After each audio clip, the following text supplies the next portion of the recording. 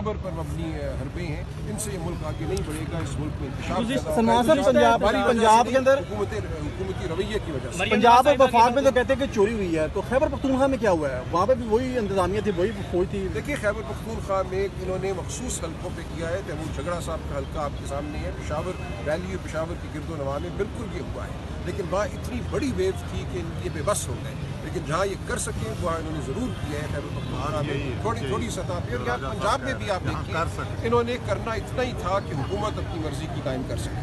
इनका मकसद यही था कि PDM 2 बने, और उसको बनाने के लिए जितनी सीटों पे धांधली दरकार थी वो इन्होंने की। हर सीट पे करने की ज़रूरत नहीं। सराज साहब, एक जाती सा क्वेश्चन है मेरा। आप इतनी साफ़ सुथरी ज़िंदगी, बड़ी बेहतरीन ज़िंदगी गुजार रहे थे और बहुत बड़े कानूनदान हैं आप, करोड़ों रुपये आपकी फ़ीस भी होती है, तो आपने क्यों सियासत में आने का फ़ैसला किया? आपके ऊपर मुकदमा भी दर्ज हो गया, आप अभी भी जो हैं वो उस मुकदमे में गिरफ़्तार भी हो सकते हैं, तो ये फ़ैसला आपने क्यों किया? देखिए, मैं समझता हूँ हर पाकिस्तानी को ये फैसला करना होगा। हम अपनी ज़िंदगियाँ सिर्फ अपने लिए नहीं जी सकते। हमें जो पाकिस्तान का निज़ाम है, जो आवाम को चूस रहा है, जिसके नीचे आवाम पिसी हुई है, उस निज़ाम की खातिर हमें निकलना होगा। बिल्कुल ठीक कह रही हैं, हम में से बहुत लोगों को ये आसाइश हासिल है कि हम मुँह मोड़ कर बैठे रहें, अपने घरोंदों में दबके रहें, लेकिन यही वो वजह है, यही वो रवैया है जिसकी वजह से मुल्क यहाँ पहुँचा है कि आम इंसान के लिए, गरीब के लिए यहाँ जीना दुश्वार हो गया। जब तक वो लोग जो आसूदा हाल हैं, लेकिन जो अपने जहन में ख्याल रखते हैं, दिल में जज्बा रखते हैं, वो बाहर नहीं निकलेंगे तो मुल्क बेहतरी की जानिब नहीं बढ़ेगा। इमरान तेरे जानिसार की हुकूमत आ चुकी है अब, तो आपको नहीं लगता कि PTI ने लेट फैसला किया प्रोटेस्ट करने का?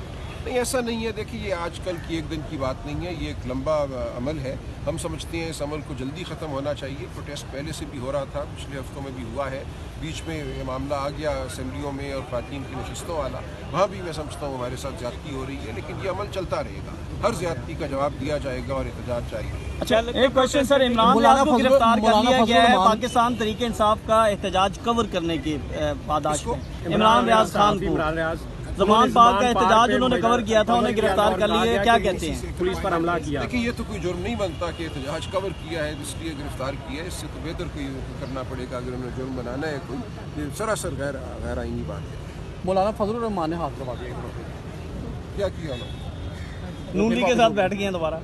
चलिए ठीक है जी, लोग अपनी सियासत करते हैं, उनको मुबारक हो। इसीलिए उनकी सियासत जहाँ है आपके सामने है। अपने तौर पे कौन कितनी सीटें जीतता है वो आप सब जानते हैं। अवाम ने इस तमाम साजिश को देख लिया है। अवाम जानती है कि कौन खुलूस से उनके साथ खड़ा है और कौन सिर्फ सियासत करता है। महमूद अचकजई का फैसला आप क्या समझते हैं कि दुरुस्त है?